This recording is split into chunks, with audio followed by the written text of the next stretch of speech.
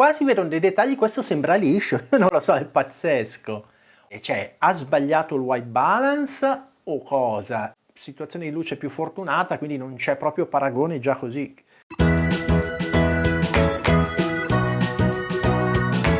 Adesso voglio vederle tutte e due nella stessa posizione, cioè sulla forcella anteriore.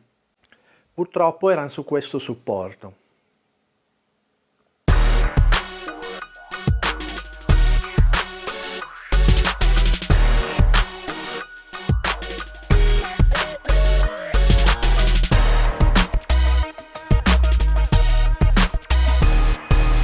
Ve l'avevo detto del supporto, purtroppo questa è ottima come clamp, come qualità costa pochissimo, quindi questo è ottimo, questa testasfera è un po' la sua debolezza. Nella puntata sui supporti, perché io ne ho valutati 120 e ne ho comprati 20, solo i migliori. Ma togliamo la complicazione delle vibrazioni, mettiamo un supporto cesti, in questo caso era l'originale, questo è un cinese da 10 euro, sempre nella puntata sulle stabilizzatori, e vediamo così se vengono meglio le riprese senza artefatti.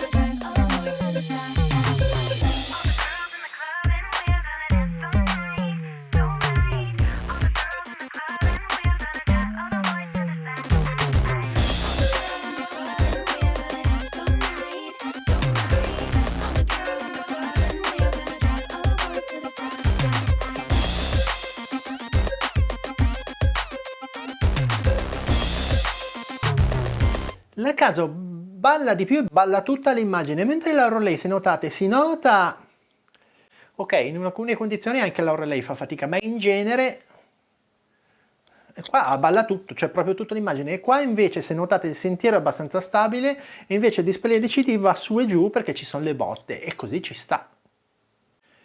Quindi mi sembra Orolei la vincitrice del test faccia a faccia sulla stabilizzazione. Torniamo a fare il confronto all'americana sulla qualità d'immagine, sempre il primo frame, dove sembra quasi meglio la Casio. Cavolo. E nello zoom, aspetta, ferma. Sono similmente schifose.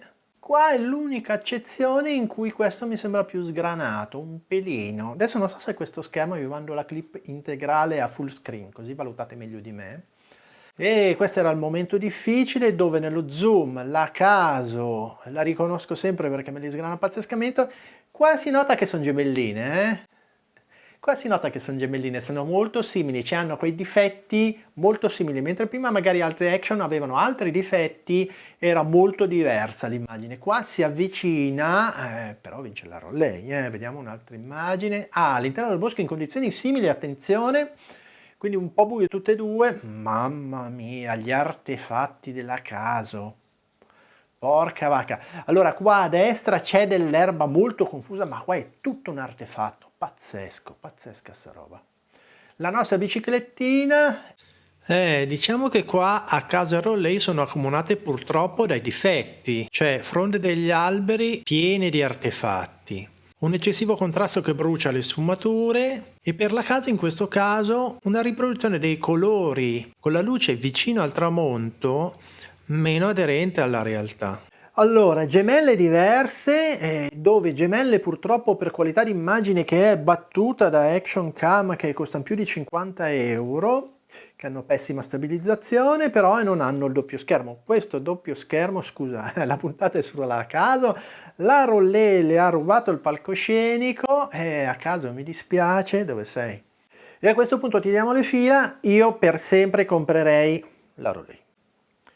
Qualità d'immagine molto simile, ma stabilizzazione non ottima, cioè non è una Insta per carità, non è neanche una Campar che fa un pelino meglio, siamo sempre nell'ambito della...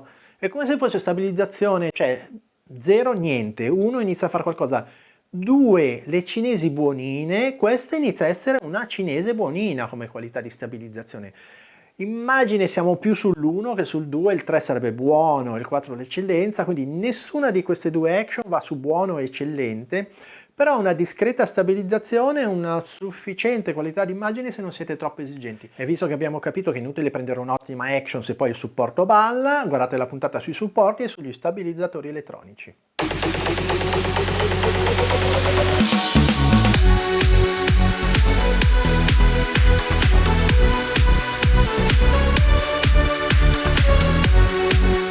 E se siete arrivati fino a qua, mi hai messo un like?